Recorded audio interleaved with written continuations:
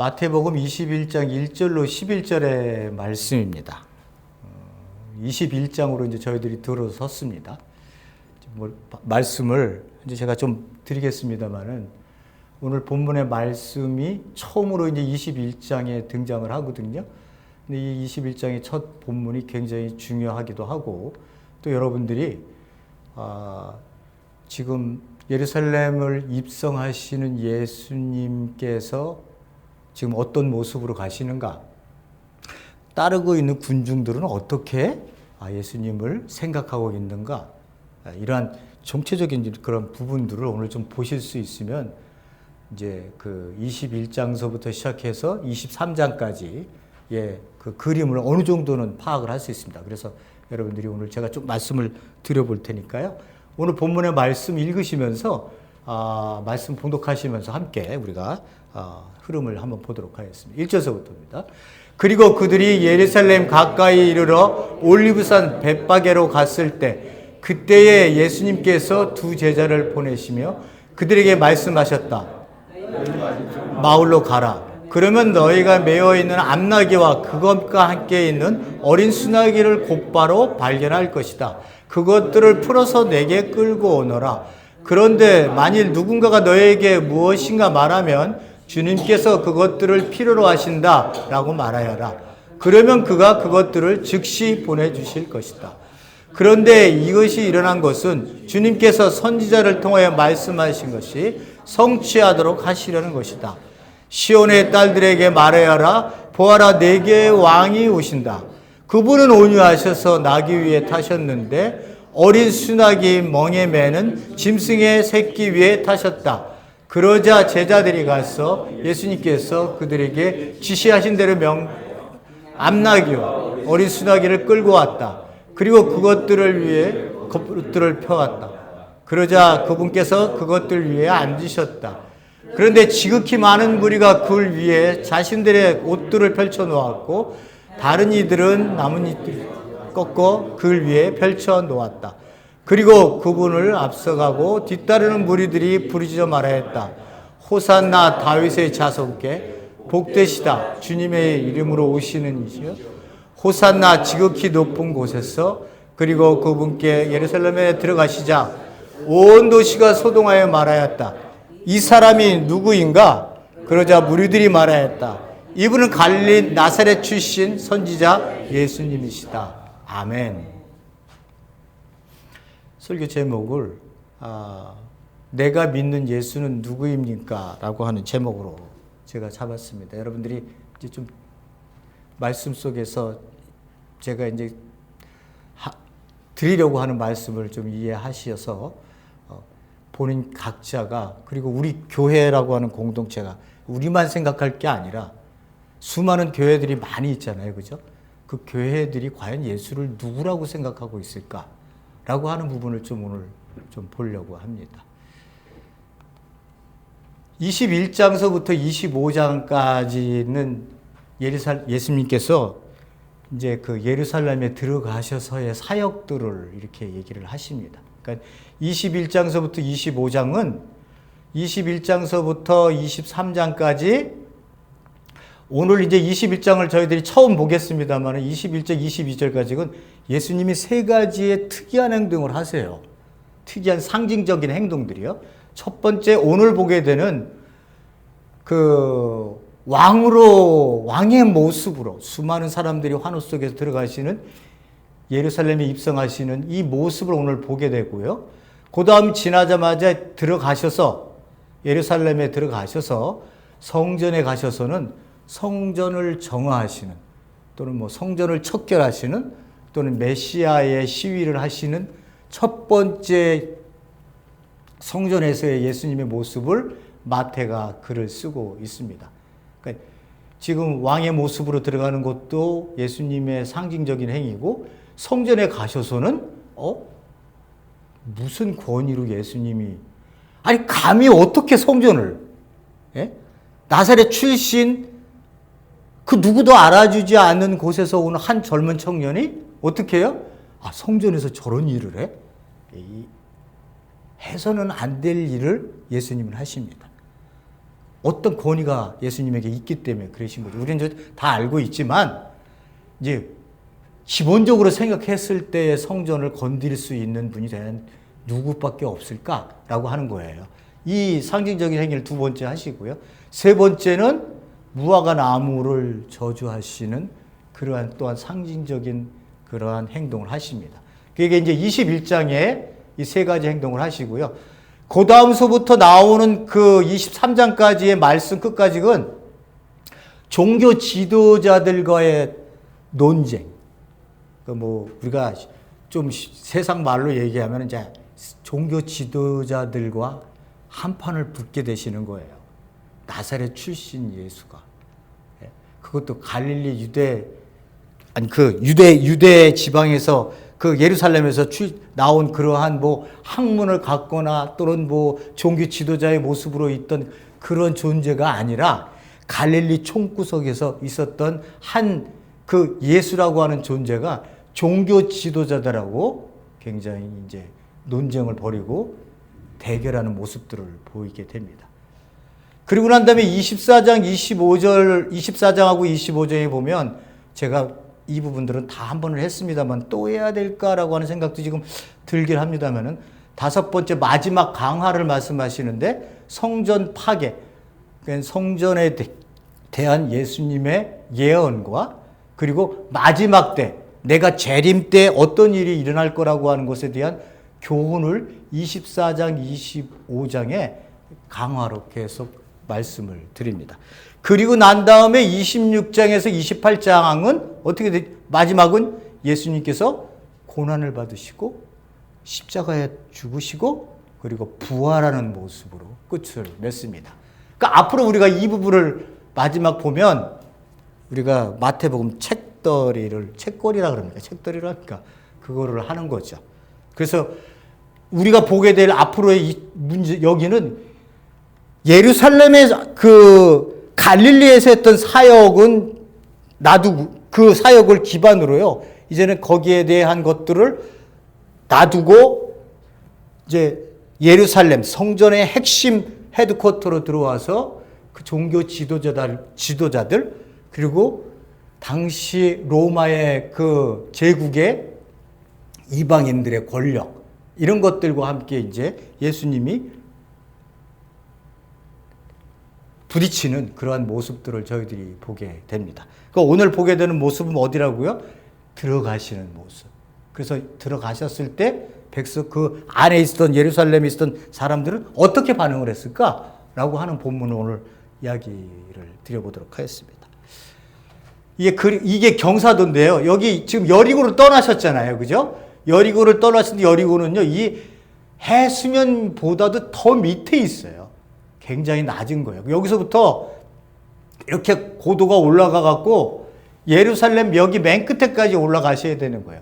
여행자들이 얘기하기를 뭐 8시간, 걸어서 8시간, 9시간 걸린다고 얘기를 합니다. 당시에 뭐 도로가 얼마나 좋았는지는 모르겠습니다만은.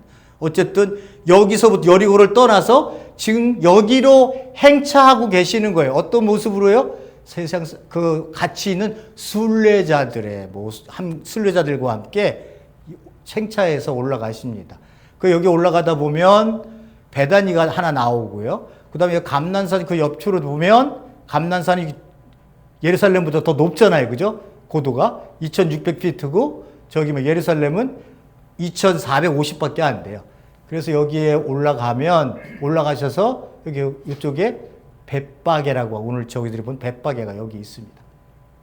베다니는 어떤 일이 일어났었죠? 베다니에서 나사로가 사는 그 장면이 그러한 기적이 일어났던 곳이 베다니고요. 여기 이제 벳바게로 가서 올라가셨다. 감람산에 올라가셨어요. 그 올리브라고 얘기하는 올리브 산이라고 얘기하는데 여기서 이제 예루살렘을 보시면서 또 우셨던 장면도 등장을 합니다. 누가복음에서요. 이렇게 높은 고도를 이렇게 쫙 이렇게 올라가고 계시는 거예요. 예루살렘 쪽으로요. 그런 상황 속에서 이제 여러분들에게 이제 말씀을 제가 이제 오늘 본문의 말씀으로 들어가 보려고 합니다. 올리브산 벳바게로 갔을 때 이렇게 얘기를 하고 있는 거예요. 자, 상황 설명을 말씀을 좀 더 드리다 보면, 유월절이라고 말씀을 드렸죠. 유월절은 여러분 어떤 날이에요? 유대인들에게 유월절은 매일 그 절기가 오면 제일 큰 절기이기 때문에 유대 사람들 뿐만 아니라 갈릴리 지역, 베레아 지역에 있는 그뿐만 아니라 디아스포라, 흩어져 있었던, 왜 흩어졌어요?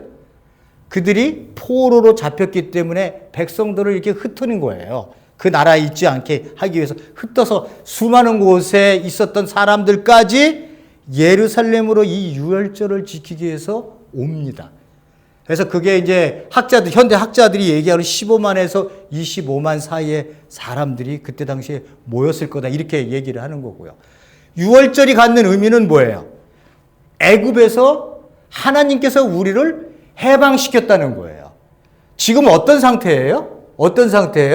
로마의 제국에 의해서 지금 자기네들이 점령당해져 있는 상태예요. 그러니까 유월절을 생각할 때마다 우리가 이방 세력으로, 이방 제국으로부터 우리가 해방을 해야 되는데, 하나님은 언제 이 해방을 해 주실 거예요? 언제 하나님의 나라가 이 땅에 오게 해 주실 거예요? 메시아 언제 보내주실 거예요? 라고 하는 그러한 백성들이 가지고 있는 동일한 하나님 나라적 관점이 있었어요.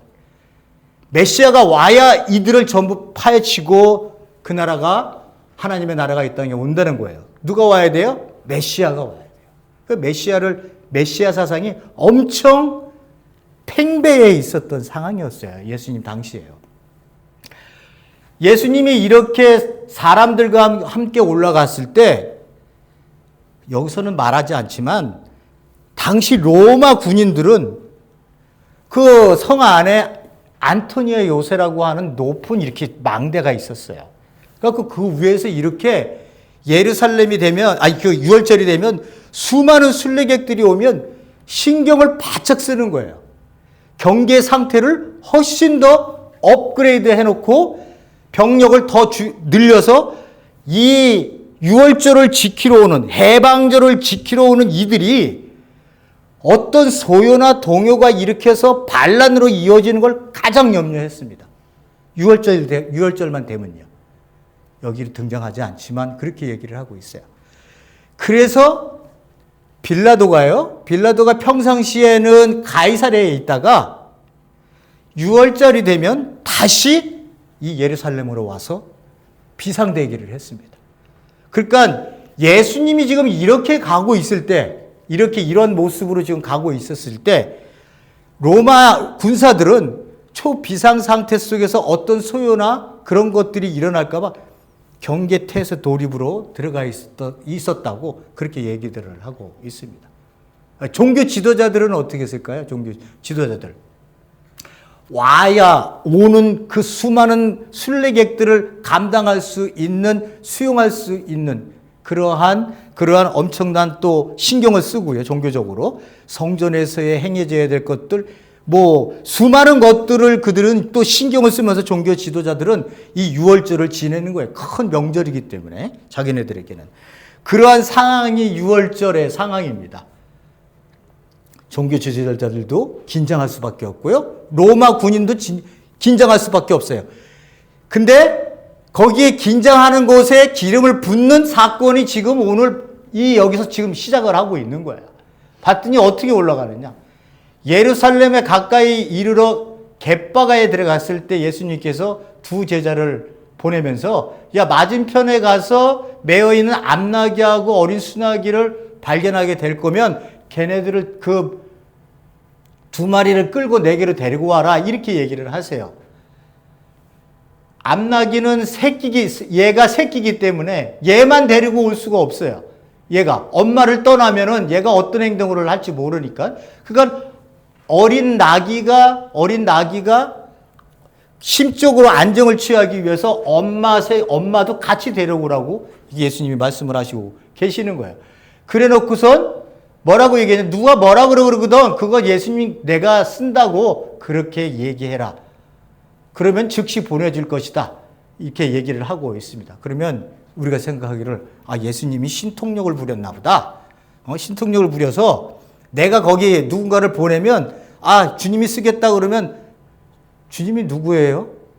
예수가 누구예요? 이 사람들이 그렇게 물어볼 수도 있음에도 불구하고 예수님이 신통력을 부려서 그냥 딱 물어보면 딱 데리고 올 수 있게끔 그 예수님이 파워를 썼나 보다 이렇게 생각할 수 있지만 그런 의미 절대 아니고요. 예수님이 적어도 몇 번을 가셨다고요? 예루살렘을요? 3번을 가셨어요. 그리고 이 동네는 예수님께서 자주 드나드셨던 곳이에요. 그렇기 때문에 예수님을 아는 사람이었다고 생각하는 게 훨씬 합리적이고 이성적인 말씀을 이해하는 데 있어의 중요한 포인트입니다. 그러니까 예수님이 쓰겠다 그러니까 어떻게 해요? 바로 즉시 그들이 보내주었다 이렇게 얘기하고 있습니다. 근데 그래서 예수님께서 이 나귀를 끌고 와서는 나귀를 타고 들어오시는 모습을 어디에서 이 장면이 구약에서 나오냐 하면 스가랴서 9장 9절입니다. 여기가요. 선지자 스가랴가 얘기한 9장 9절에 시온의 딸들에게 말하여라 보아라 너희들 왕이 내게 오신다. 예? 그분은 온유하셔서 나귀 위에 타셨는데 어린 수나귀 멍에에 매는 짐승의 새끼 위에 타셨다 이렇게 얘기를 하고 있습니다. 그러니까 이 이야기를 예수님께서 성취하시기 위해서 지금 이 나귀를 끌어 자기에게 오고 자기가 그것을 타고 들어가는 왕의 모습. 시온의 딸들이 누구예요? 시온에 있는 여자들을 얘기하는 거예요? 아니에요. 예루살렘. 예? 예루살렘의 백성들은 니네들 눈을 뜨고 보라고 얘기를 하는 거예요. 너희들에게 뭐가 온다고요? 왕이 온다는 거예요. 그럼 예수님이 이미 왕으로 여기서 오고 계신다라고 하는 거를 이야기를 하는 거예요. 근데 그분 마음이 온유하세요. 그리고 어린 나귀 위를 타셨어요. 제가 말씀을 우리가 전 시간에 봤습니다.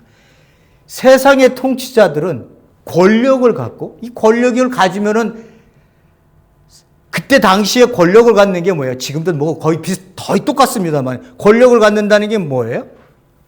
그 위에 군마들이 많아, 마차들이 많아야 이게 탱크 같은 존재예요. 오늘날 얘기하면 그런 수거래 끄는 차들도 많아야 되는 거고요. 병거도 많아야 되는 거고요. 군대도 많아야 돼요. 창과 무기 이런 것들도 많아야 돼요. 그런 사람들이 왕이라고 하는 왕권을 가지고 있는 자의 주위에서 이 왕권으로 얘기하는 모든 것들을 무력으로 이웃을 점령하고 말을 듣지 않는 자들은 공권력으로 그들을 다스리게 하는 방식이 세상 방식이라고 예수님이 말씀을 하셨어요. 근데 예수님은 뭐라고 말씀하시냐? 너희들 가운데는 결코 그래서는 안 된다고 말씀을 하세요. 지금 이 모습을 보면 예수님이 옆에 군마가 있는 것도 아니고 옆에 군대가 있는 것도 아니고 옆에 총칼을 가지고 있는 그러한 무기가 있는 것도 아니에요. 근데 왕으로 오신대요. 왕으로 너에게 오신다. 그분은 온유하시대요. 온유해서 세상을 통치할 수 있어요? 예? 세상 사람들의 사고의식에서 온유해서 통치할 수 있어요? 냉철한 판단과 함께 가지고 있는 통치력과 함께 세상을 어떻게 힘으로 다스려야 할지를 아는 자들이 세상을 정복하는 거예요. 온유한 마음으로는 안 돼요. 온유한데 사람을 어떻게 죽일 수 있어요? 지나가면서 자기네들이 점령한 그 한 마을을 쑥대밭을 만들고 어린애서부터 모두 다 복수의 칼을 다시 들 수 없게끔 만들어버리는 그 잔인한 모습을 보고 지나가는 왕들이 그게 온유한 마음이에요.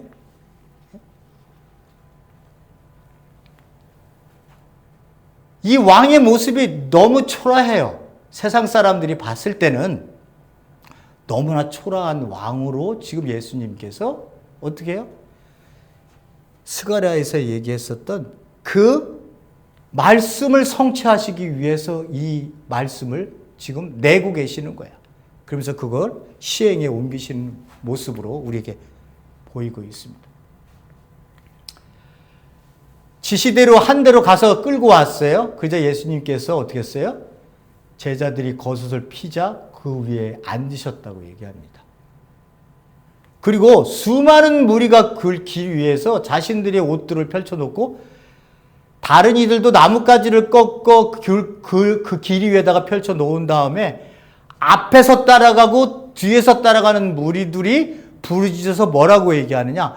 호산나 다윗의 자손께 복되시다. 주님의 이름으로 오시는 분이시요. 호산나 지극히 높은 곳에서 라고 하는 이 찬양을 하면서 예수님께서 나귀를 타고 들어가세요.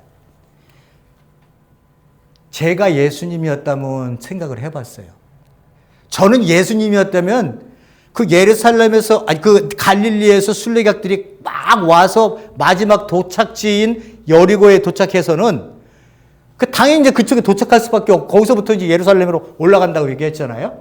거기에 다 모여 있을 때, 거기 다 모여 있을 때 이제 거기를 떠나서 예루살렘으로 올라갈 때 그냥 수많은 군중들과 함께 그냥 섞여서 그냥 올라갈 수도 있을 거예요. 예? 저 같으면 그렇게 했을 거예요. 근데 예수님은 의도적으로 어떻게 했어요? 의도적으로 예수님은 나귀를 타시고 왕처럼 예루살렘에 입성을 하십니다. 수많은 사람들이 정확하게 예수님에 대해서 종교적 용어를 쓰고 있어요. 호산나, 우리를 구원해 주십시오. 이 사람들이 지금 다윗의 자손께 구원해 달라고 하는 것은 뭐예요? 민족적으로 와서 이 로마라고 하는 제국을 없애고 당신 메시아가 통치하는 그러한 세상에 이 예루살렘을 점령하셔서, 힘으로 점령하셔서, 예? 우리에게 왕으로 등극해 주세요. 그래서 성전을 정화시키고, 예수님이 어떻게 하셨다고요? 성전에 가셨을 때 정화를 시키잖아요. 그죠? 막 뒤집어 엎고 나가라고 얘기하고 니네들이, 이렇게 강도의 소굴로 만들었구나. 이 성전 헐어버려. 내가 3일 만에 지을게. 이렇게 얘기하시는 이유가 메시아가 오면 그들 관해요. 종말관에, 유대인들이 종말관에 메시아가 오면 성전을 정화해서 그 성전 정화된 것에서 온전한 예배가 드려질 거라고 얘기를 하고 있거든요. 그거를 유대인들은 다 알고 있어요. 예? 종교 지도자들부터. 그러니까 예수님이 성전에 들어가셔서 그 뒤집어 엎고 이러는 거를 그냥 예수님이 한번 나라고 하는 존재가 이런 존재야 라고 하는 거를 이게 보이시려고 파워로 종교 지도자들하고 각을 세우고 그 죽는 일이에요. 성전을 어떻게 한 개인이 가서 그렇게 할 수가 있겠어요? 6월절 날에 그것도. 그렇게 특이한 행동을 하시는 이유는 내가 메시아로 왔기 때문에 성전을 정화시키겠다는 거야. 그걸 내가 본보기로 보여주겠다고 하시는 걸 얘기를 하시는 거예요. 그러니까 유대인들이 눈을 떴다면 이 일을 하실 수 있는 분은 메시아 외에는 없다고 하는 거를 자기들의 종말관에 다 들어있는 거거든요. 그러면 예수를 다시 봐야 되는데 그 건든 사건 때문에 결국은 사내들인에서 재판받을 때도 옆에 있는 사람들이 고소하는데 뭘로 고소해요? 저자가 성전을 허물라고 얘기를 했다. 어떻게 성전을 허물라고 얘기를 해요? 한 개인이. 정확하게 이들이 이렇게 얘기를 하고 있습니다. 그러자 예수님께서 예루살렘에 들어가셔서 예수님이 어떻게 했다고요? 의도적으로 내가 왕인 모습으로 지금 상징적인 행동으로 그들 가운데 왕으로 입성하시는 거예요. 근데 세상의 왕가는 너무나 보잘것없고 초라한 거예요. 예? 초라해요. 우리도 TV에서 사극 같은 거, 세종대왕 이렇게 행차하고 이러는 거 보면 그 옆에 군마를 탄 자들이 옆에 쫙 호위를 하고 그걸 드는 자들, 그리고 빛깔번쩍한 그러한 그 가마에 타고 이렇게 움직이시잖아요.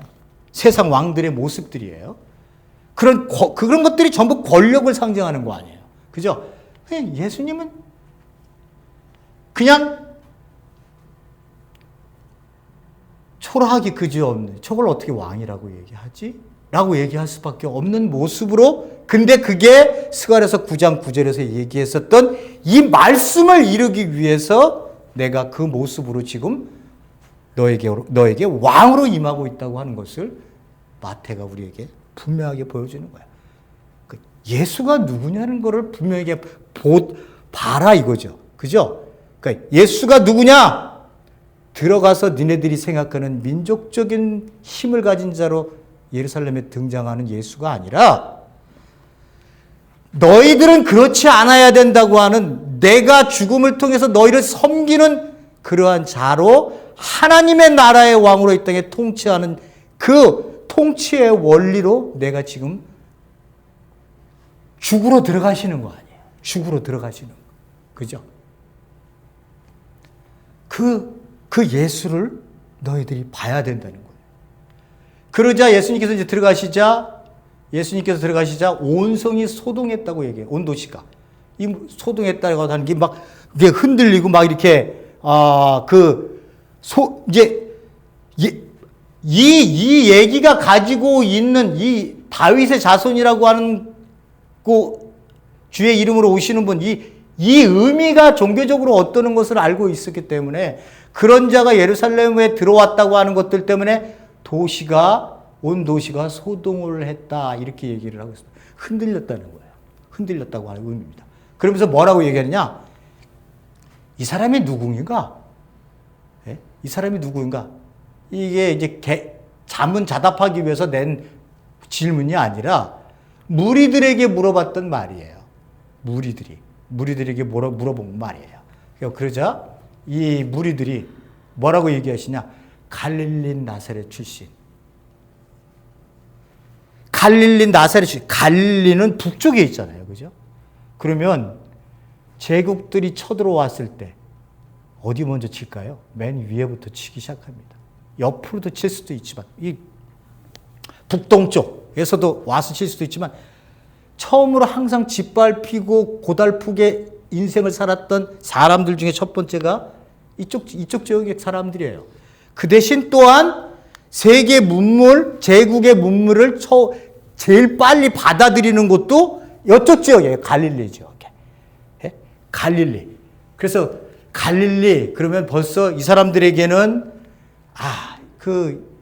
갈릴리 촌구석, 예? 종교적으로 얘기를 하는 거예요. 종교적으로 수많은 그러한 좀 안 좋은 불순물들이 들어있는 이 갈릴리 출신들, 촌 사람들의 출신이 갈릴리 나사렛 출신의 선지자 예수님이시다. 대답을 이렇게 얘기를 하고 있습니다. 그러니까 예루살렘 사람들이 저 사람 누구예요? 물어봤더니 왕으로 저렇게 오고 여러분들이 환호하고 있는 저 사람이 누구냐고 물어봤더니 나사렛 출신이라고 얘기를 하고 있습니다. 마태복음 2장입니까? 3장에 보면 갈릴리 나사렛 출신의 사람이라고 일컬음을 받을 것이다라고 하는 말씀도 등장을 하고요.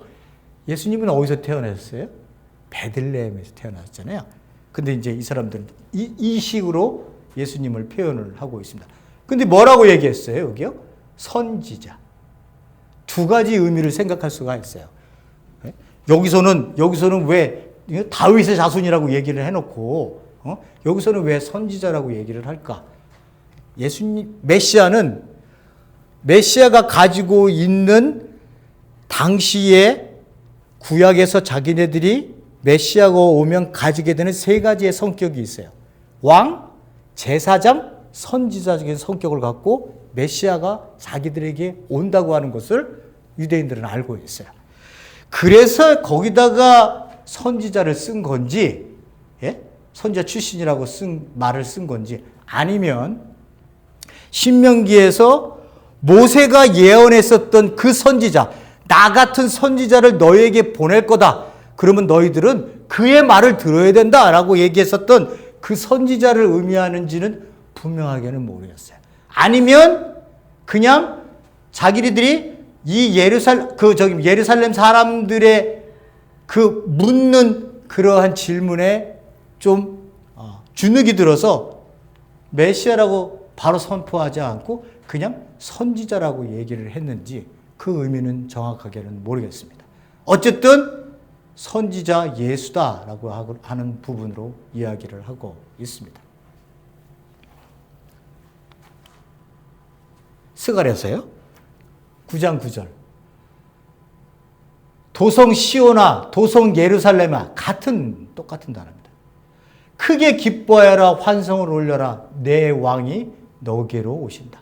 그는 공의로우신 왕 구원을 베푸시는 왕이시다. 그는 온순하셔서 어린 나귀 새끼를 타고 오신다. 이거를 예수님께서 성취하시기 모습으로 그 나귀를 타고 지금 예루살렘에 들어오고 계시는 겁니다.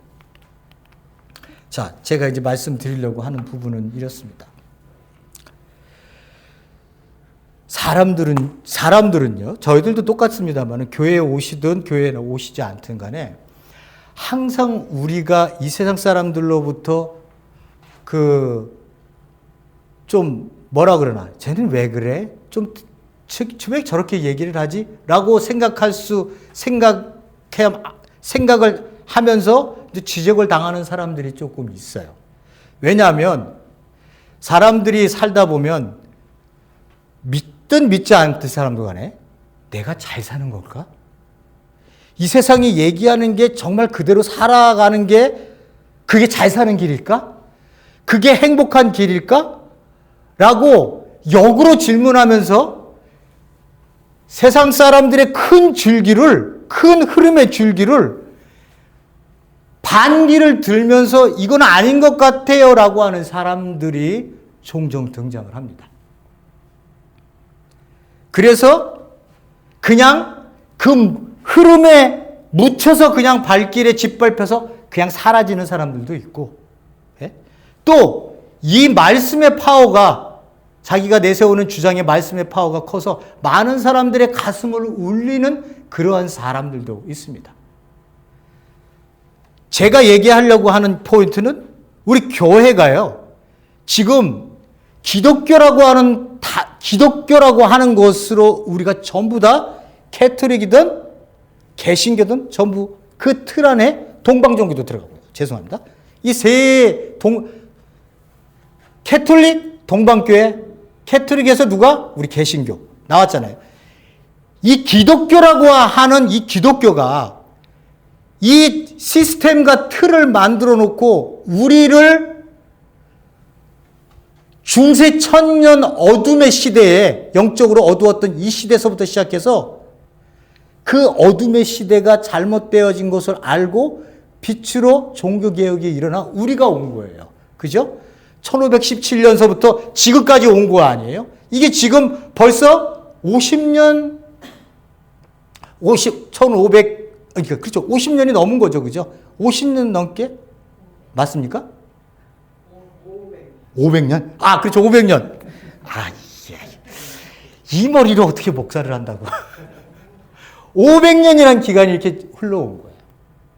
그러면 우리가요, 이렇게 생각을 해야 돼요. 우리 교회 잘 가고 있는 거야? 아니, 이거는요, 제가 말씀드릴 때, 우리 세상의 빛교회를 얘기하는 게 아니에요. 개신교가 이렇게 목숨을 걸고 종교개혁을 1517년에 했는데, 그러면 분명히 어두움의 빛으로 내가 이렇게 들었을 때는 목숨을 걸고 할 수밖에 없는 거고. 그리고 루터만 그거를 알고 있었겠냐고요. 이 잘못된 거예요. 이게 사제가. 많은 사람들이 캐톨릭을 염려했었어요. 그리고 나중에 그래서 종교개혁이 일어나고 난 다음에 자기 개혁 반동이 또 일어나거든요. 우리가 잘못됐다고.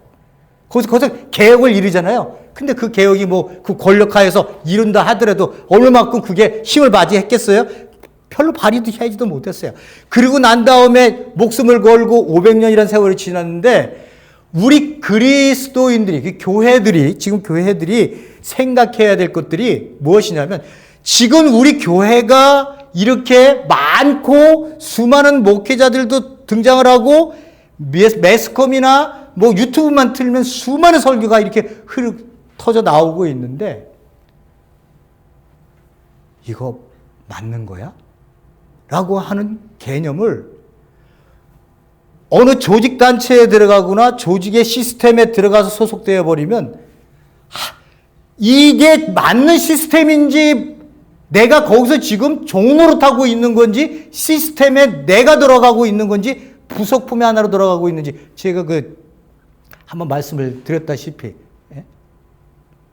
니콜라스 루만이 얘기했었던 시스템 속에서 이 기독교가 움직이고 있는 건지 개신교가 있는 건지 노예가 움직이고 있는 건지 교회가 움직이고 있는지 이거를 한 번도 의심하지 않고 우리는 기독교의 틀 안에 있다고요.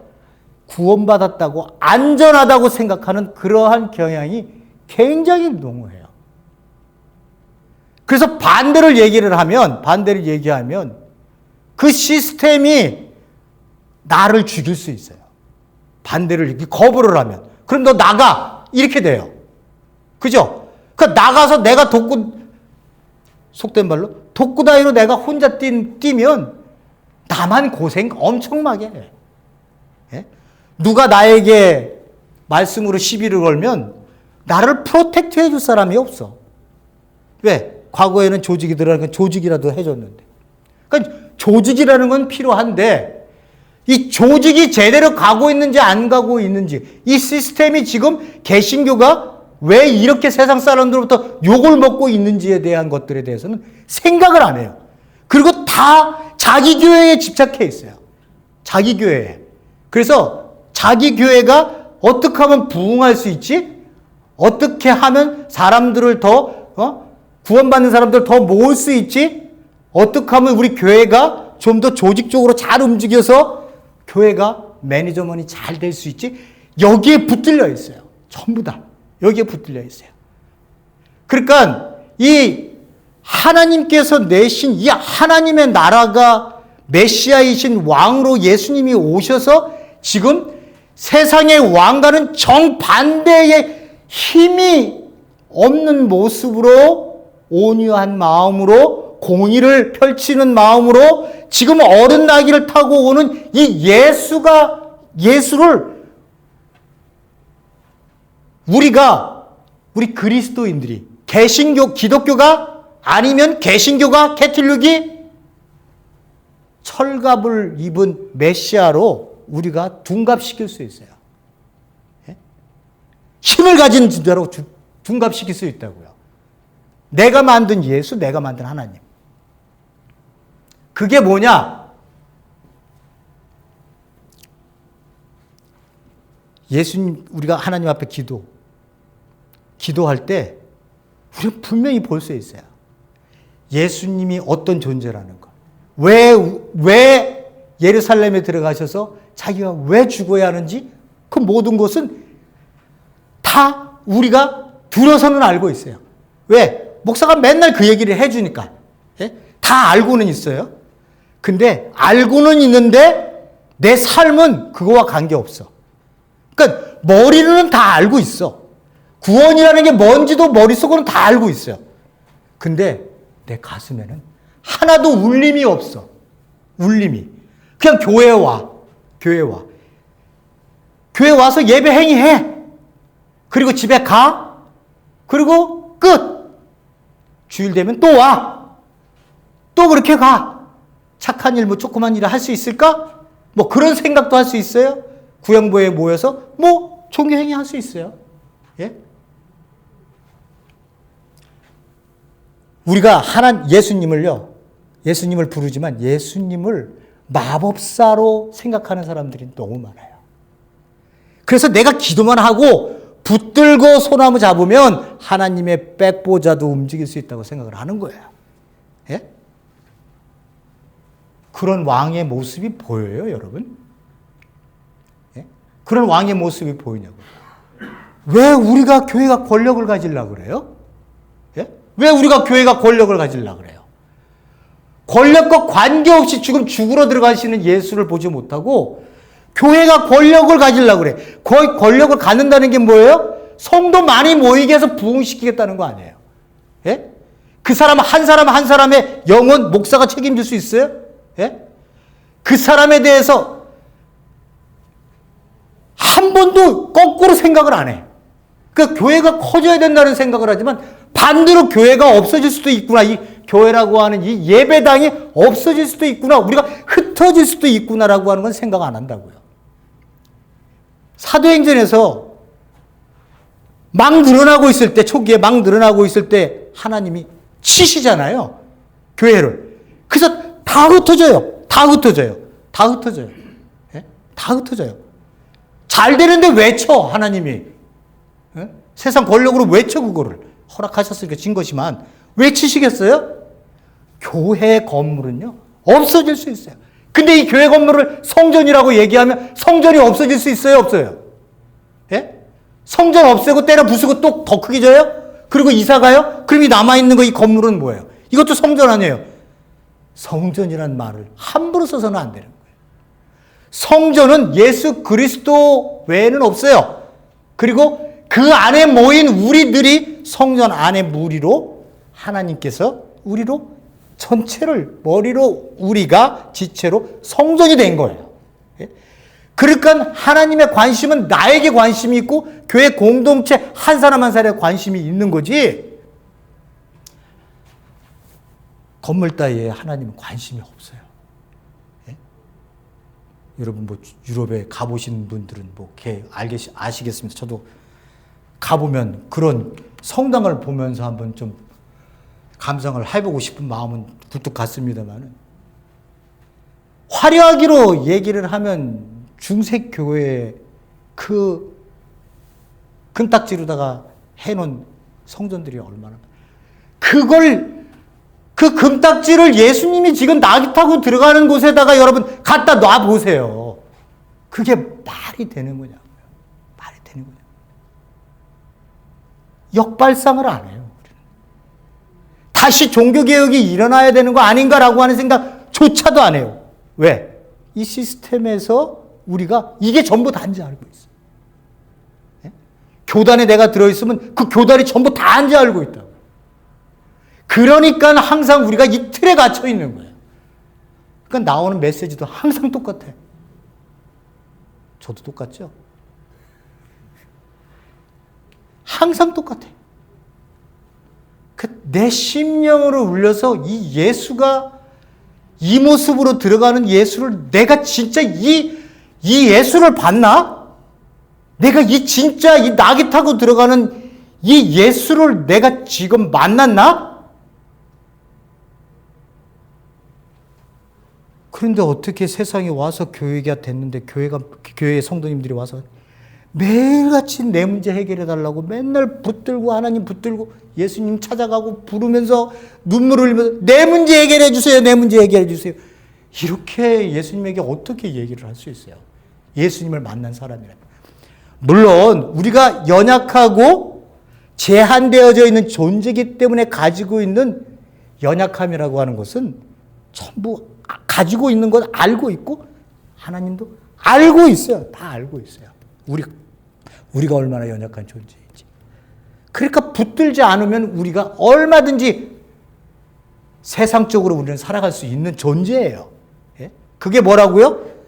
내가 가지고 있는 이 껍데기가 아직도 이게 페이드 돼갖고 점점점 없어요. 페리시가 돼야 되는데 이거를 놓는다는 게 두려운 거예요. 교회 왔는데도. 예? 그러니까 교회는 오지만 어떻게 이 두려운 껍데기를 붙들고 내가 지금도 물질에 대해서 가지고 있는 염려와 걱정과 근심이 더 많은 거예요. 예? 더 많은 거예요.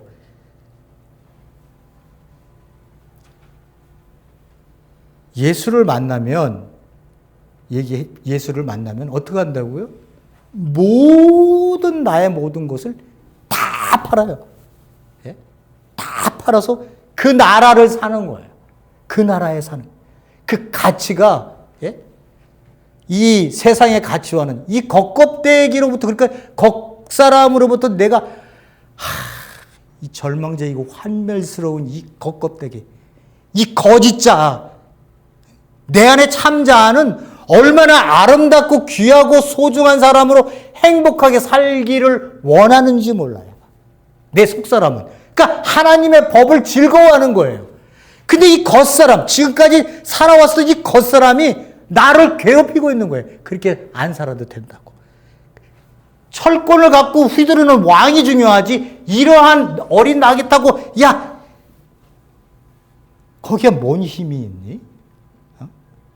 이렇게 이 세상 속에서 우리를 두려워하게 만드는 이 겉껍데기에 쌓여서 내가 지금 맛보았던 이 달콤한 이 꿀을 우리가 잊지를 못하는 거예요. 잊지를 못하는.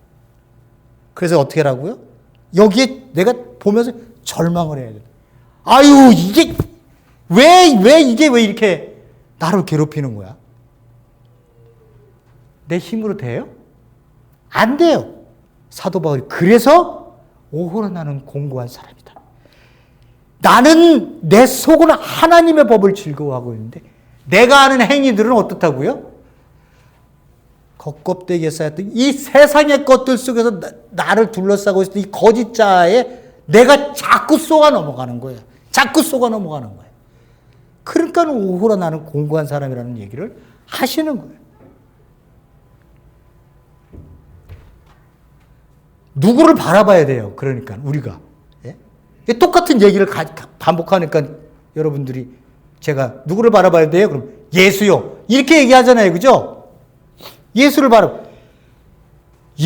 바라봐서 예수를 바라본다는 게 안다는 거랑 이 관계를 맺어서 하나님과의 삶을 예수와 함께 살아간다는 건 완전 다른 거예요. 머리로 사는 거 종교 행위, 겉사람의 행위. 만나서 관계를 맺고 하나님 안에서 새로운 존재로 태어나서 이제 세상 것에 대한 것들에 대해서 환멸을 느끼게 해달라고 하나님을 붙들고 내 힘으로는 안 되니 당신의 힘으로 해주세요라고 이렇게 하나님 앞에 매달리는 사람들. 완전히 다른 거예요. 완전히 다른 거예요. 그래서 호세아서에서 6장에 가면 이렇게 얘기하죠. 하나님을 알자. 힘써 하나님을 알자. 아니 그들이 왜 하나님을 몰라요? 말씀 줬어요. 그죠? 성전이 있어요. 그때 이제 돌아왔으니까 뭐 초라한 성전이겠지만 이 사람들이 포로기 이후에 썼을 테니까 하나님이 이렇게 모든 것을 그들 가운데 조상들로부터 주었던 그 말씀도 있고 제사도 드리고 다 해. 하나님을 몰라요? 이 사람들이 하나님을 몰라요? 예? 여러분 하나님 몰라요? 여러분들 교회 맨날 오시면서 물어보고 하나님이 어떤 분이요? 하나님에 대해서 한마디씩 다 하시잖아요. 그죠? 하나님을 몰라요? 근데 왜 호세아서는 다시 하나님을 알으라고 힘써 하나님을 알자. 왜 그랬을까요? 아다라고 하는 얘기는요. 아다라고 하는 얘기는 관계예요. 관계를 맺어야만이 내가 너를 아는 거예요. 예? 남편과 아내가 안다라고 하는 얘기는 벌거 벗었을 때 아는 거예요. 예? 그게 부끄럽지 않는 거. 하나님 앞에 내가 섰을 때 관계가 맺어졌기 때문에 내가 하나님 앞에 섰어도 하나님의 아들로 내가 하나님을 섬길 수 있는 그리고 하나님과 이야기도 나눌 수 있는 그런 관계가 돼야 돼. 그게 안 돼놓고 성전에서 아무리 짐승 때려 죽여서 그 안식일날 그 성전에 가면 그냥 피비린내가 온 진동을 하고 이렇게 아무리 해서 그들이 종교 행위를 해도 하나님을 모른다고 얘기를 하는 거예요. 그러면서 뭐라고 말씀하세요? 바로 밑에 내려오면 내가 번제를 원하고 제사를 원하는 게 아니다. 내가 인회를 원하고 하나님 아는 것을 원한다고 얘기를 해요. 하나님 아는 것을. 안다는 게 뭐예요? 예수님을 안다는 게 뭐예요? 이런 모습으로 들어가는 예수를 안다는 게 뭐냐? 정말 내가 만난 그 예수. 나 교회 다니니까 이제 목사니까 어디 가서라도 누구하고 만나면 복음을 전해야지. 어떤 사람을 만나도 나가 그리스도이니까 내가 착한 일을 해야지. 이런 걸로는 안 되는 거야. 이걸로는 안 돼요. 내 가슴에서 하나님을 만났기 때문에 아니면 이 예수를 내가 만났기 때문에 내가 새로운 존재가 되어서 이제 세상적 가치로 맨날 겉사람이 판단했었던 그 겉사람이 아니라 새롭게 변화된 사람의 새 존재로 사람을 보기 시작해요. 생명을 보기 시작하는 거예요. 이게 어떻게 종교가 될 수 있어요? 예? 이걸 어떻게 시스템을 만들어 놓고, 예?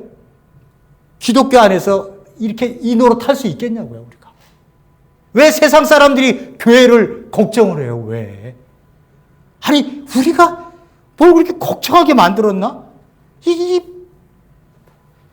예수님이 이렇게 오시고 하신 거, 이거 보면 권력적으로 아무것도 아닌데 내 한마디면 다 죽여버리는 건데.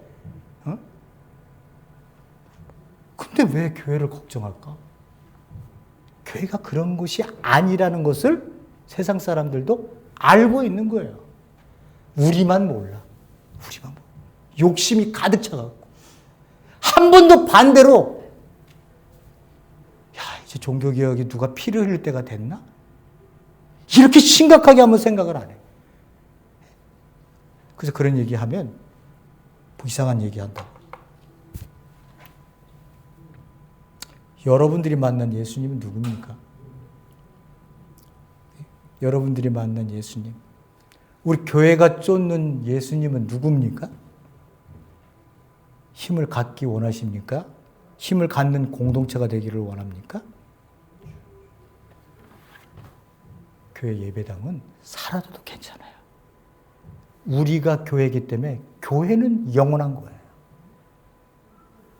이 비번지 껍데기에 왜 우리 교회가 힘과 정력과 노력을 여기다 왜 다 하냐? 한 사람이 한 생명으로 하나님 앞에 이 땅에 산다는 게 복되고 귀한 모습을 알아가는 것도 힘든데,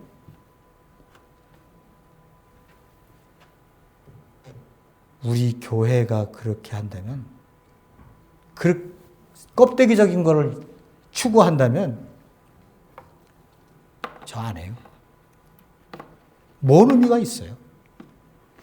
세상 구멍가게에서 잘 돼갖고 슈퍼 만들어서 조금 잘해서 조금 더 큰 중견회사 만들고, 중견에서 조금 더 커서 대기업, 이걸 꿈꾸고 앉아서 밑에서부터 한번 해보겠다고.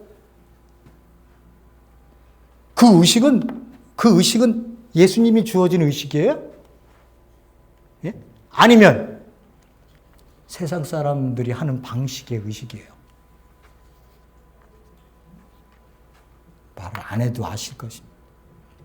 여러분들이 만난 예수님을 다시 한번 깊게 생각하시고, 다시 한번 심각하게 21절서부터 이루어지고 있는 말씀에 깊은 묵상이 있으시기를 간절히 기원을 드립니다.